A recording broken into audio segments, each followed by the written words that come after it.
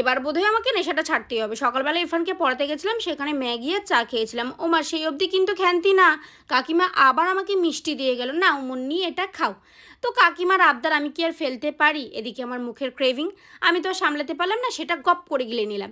সন্ধ্যাবেলা পড়াতে গেলাম আন্টির বাড়ি, সেখানেও আমাকে ফুচকা দেওয়া হলো। এইসব ফেলে রেখে কিছু কিছু না, আমার কিছু বলার নেই আর, সেটাও খেয়ে নিলাম। বাড়িতে এসে দেখি ভাই এনেছে চাউমিন, মোগলাই, ফুচকা। এইসব কি না খেয়ে আমার থাকা যায়? আমার পেট কি শুনবে? আমার মনটা হয়তো চাইছে আমি রোগা হই, কিন্তু আমার পেটটা তো শুনছে না, সেটা তো আমার দেখতে হবে না কি? তো সেটাও আমি টপ টপ করে খেয়ে ফেললাম। তারপরে তো খাওয়ার পরে আর খ্যান্তি নেই, পেটটা পুরো ভর্তি হয়ে গেছে, গ্যাসের ওষুধও খেয়ে ফেলেছি। আর আমি লোভ সামলাতে পারবো না, ভাবলাম না, এবার তো আমার খাওয়াটা বন্ধ করতেই হবে, আমাকে রোগা হতেই হবে।